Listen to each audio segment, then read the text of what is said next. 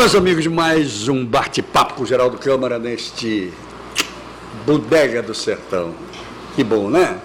Bodega do Sertão com 70 pratos quentes, com esse ambiente maravilhoso, essa gente gostosa que nos atende, essa simplicidade que é exatamente o que faz o sabor, não só da comida, mas o sabor de se estar na Bodega do Sertão. Estou tendo um prazer grande de receber mais uma vez, mas quando eu digo mais uma vez, é na função que ele está, que é o Clécio Falcão, o presidente da Casal. E a gente precisa sempre estar renovando as expectativas da população, dar uma espécie sempre de prestação de contas, e nada melhor do que a gente estar entrando em dezembro para se falar daquilo que se fez. Meu caro Clécio Falcão, que bom receber você.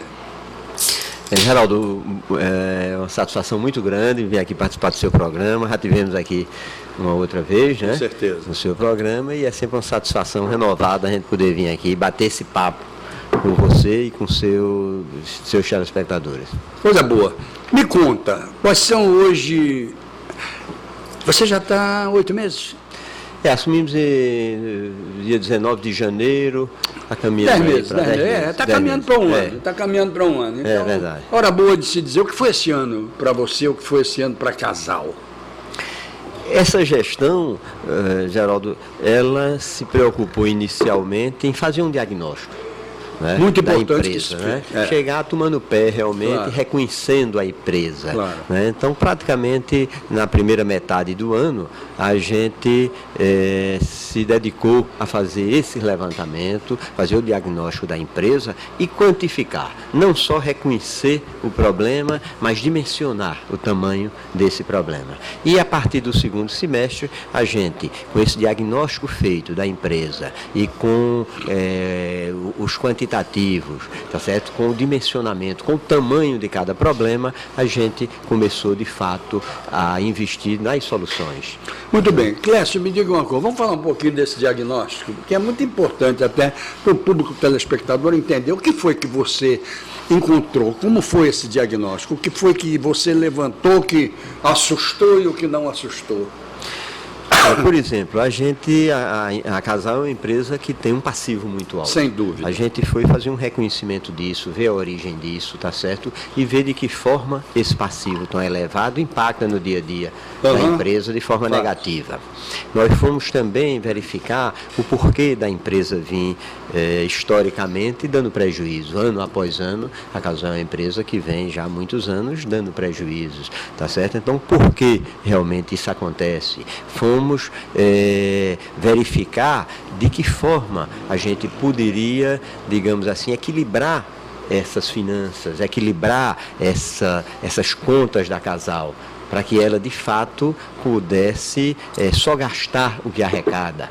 Então, fomos fazendo todos esses levantamentos no sentido de tornar o mais rápido possível a empresa uma empresa equilibrada, uma empresa viável, uma empresa onde a gente, de fato, pudesse ter a certeza de que estarmos gastando o que arrecadamos e que estarmos recuperando os sistemas operacionais, permitindo que a nossa arrecadação crescesse. Perfeito. Porque uma situação muito interessante que a gente observou na companhia, Geraldo, é que com o sucateamento das estruturas, dos sistemas operacionais, que é muito sério, a gente termina deixando de faturar mais porque não consegue oferecer o produto por conta desse sucateamento dos sistemas. Então, é fundamental que a gente invista em sua recuperação. Só que isso não é uma coisa fácil de tirar do papel. Claro que não. Né? Claro então, a gente precisa realmente identificar aonde é que a gente pode economizar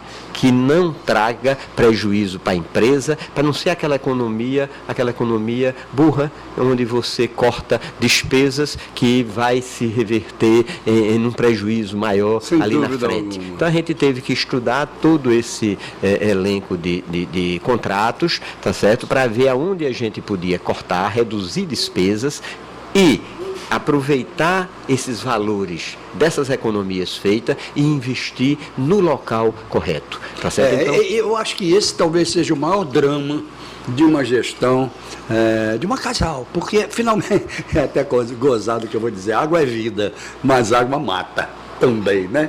E mata, sobretudo, tubulação, encanamentos, sistemas, etc., como você bem colocou. E como renovar isso tudo quando já existe um gasto natural, mas não houve planejamento para isso? Isso. O grande problema é que a companhia perdeu a sua capacidade de investimento, tá certo? Ela não conseguia arrecadar o necessário para dar a manutenção adequada e para operar. Ela só conseguia operar, dar uma manutenção mínima necessária, tá certo? Sem poder fazer aquela recuperação, tá certo? Aquele investimento de manutenção, de forma que os sistemas sejam mais duráveis e pudessem oferecer uma qualidade melhor de serviço à população e pudesse arrecadar mais. Claro, então, esse foi, então, o cancro que você encontrou? Isso, esse foi o X da questão. O X da questão foi a gente identificar, tá certo, todos aqueles pontos em que a gente tinha obrigação de fazer pequenos investimentos,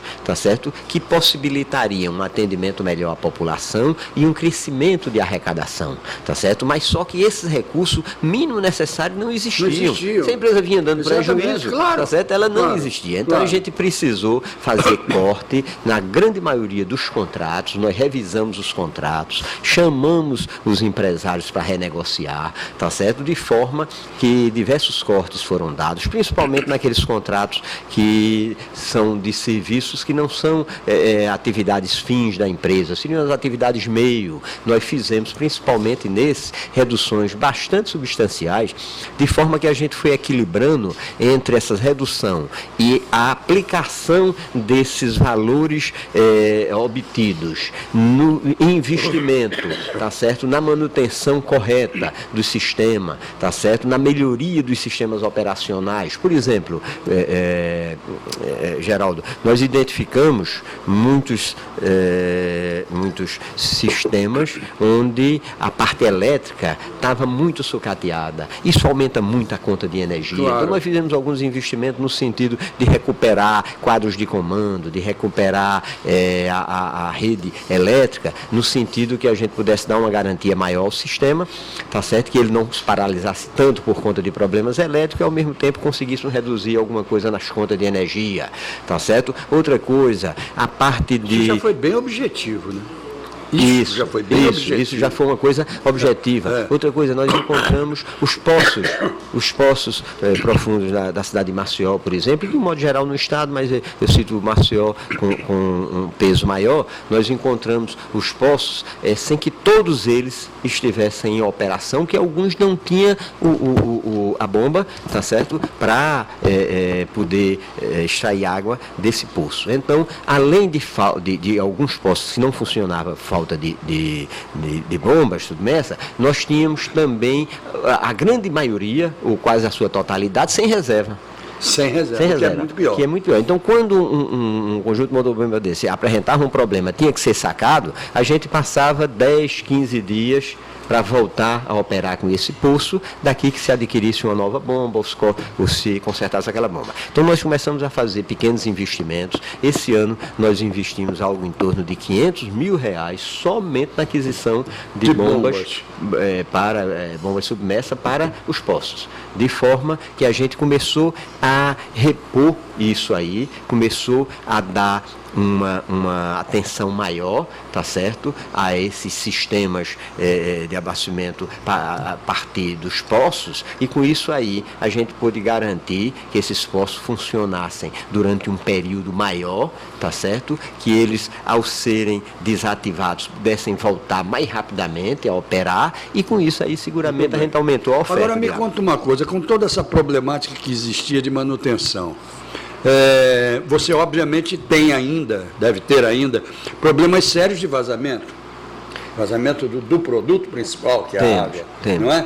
Como resolver isso a médio prazo? Tá, isso vem sendo combatido. Num primeiro momento, nós aumentamos o número de empresas que prestam serviço para a gente, certo, com esses contratos de retirada de vazamento. Okay. Aqui na cidade de Maceió, além de todas as nossas equipes e terceirizados que já atuavam, nós percebemos que havia necessidade de fazer um reforço realmente substancial nessa prestação de serviço e fizemos uma licitação para contratar 3 empresas especializadas em retirar vazamento, tá certo? E repor o pavimento, e lotamos cada uma dessas empresas nas 3 unidades de negócio que nós temos aqui em Maceió, que é a unidade do Benedito Bentes, a unidade do Farol e a unidade de Jaraguá. Muito bem. De forma que nós aceleramos a retirada desses vazamentos. Isso significa o quê? Você diminui sua perda, a perda física aparente, a gente diminui, a gente, de qualquer forma, gera uma certa satisfação na população que não vê tanta água sendo desperdiçada, não é? E de forma que a gente consegue também aumentar a nossa arrecadação, porque a gente está tendo mais água disponível para atender a população. Esse aqui é o negócio que eu queria insistir nisso, nessa questão da disponibilidade da água, porque a gente sabe que o país inteiro está sofrendo aí, com seca, com depósitos diminuindo, e nós não ficamos atrás disso, ficamos? Não, nós não naturalmente... ficamos com a gravidade de São Paulo, mas... naturalmente que a gente também tem todas essas dificuldades. Agora, nós não temos, assim, grandes problemas ainda em relação a mananciais. Perfeito. Certo? Os nossos mananciais são mananciais ainda que se mantêm em condição de serem explorados. Nós temos um problema realmente grave, que é a redução de vazão do Rio São Francisco. Isso, exatamente. Né? A partir do momento que o sistema energético, os projetos de irrigação, por conta disso aí, a Chesse, a ANA autoriza, né? Aí a Chesse retém mais água nos lagos, tá certo? Para beneficiar a geração de energia e os projetos de irrigação. A vazão sendo reduzida, a vazão de descarga das barragens, a gente tem uma redução no nível de água do São Francisco, de forma que a gente tem uma dificuldade maior de captar essa água. Muito bem, veja bem, eu outro dia escrevi um artigo de uma tese que eu defendo há muitos anos, e você é engenheiro e sabe disso. Quando se fala sobre a questão, por exemplo, da transposição de águas do São Francisco, e o rio morrendo, o rio assoreado, o rio cheio de problemas. E eu defendo a tese de transposição de águas do Tocantins para o São Francisco, para a revitalização do São Francisco. Vamos deixar isso para o segundo bloco, mas eu gostaria que você falasse um pouco sobre esse problema, sobre essa solução ou não solução. Quero ouvir a sua opinião sobre isso. Ok. Ok? Então vamos lá, gente. Lembrando a vocês do lançamento do Riacho Doce Beach Residence. O nome está dizendo onde é, em Riacho Doce. Lançamento da Teto e da Rava, com 303 apartamentos, todos voltados para o mar. Portanto, tem clientes de todas as categorias, solteiro, casal sem filhos, idosos, para investimento, para o que você quiser, mas vale a pena. A outra é você lavar o seu carro, entre aspas, porque isso não é lavar, e agora o presidente da Casal vai gostar. Uma loja chamada Ecoprime, que tem aqui, perto do Palato, logo depois do Palato, em direção a Santo Eduardo. Você olha e diz, lavar meu carro aqui, não tem nada de lavar aqui. Bom, o seu carro sai como saiu de fábrica, e eles gastam meio litro de água. Meio litro de água. Eu acho isso um grande exemplo. Por isso ela se chama Ecoprime. E vale a pena você levar seu carro lá. Só leva o meu lá. Está ficando fantástico, cada vez melhor. O outro é...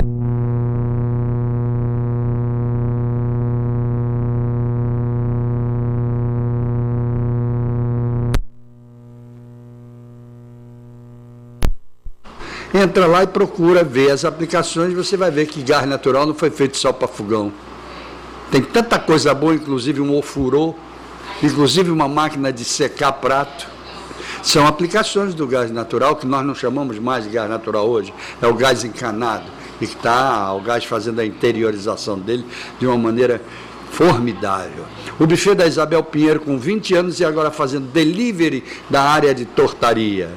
A Bodega do Sertão, onde nós estamos, e semana sim, semana não, o bate-papo lá no Filé do Zezé, na Rua do Maicai, filé fantástico. Voltamos já.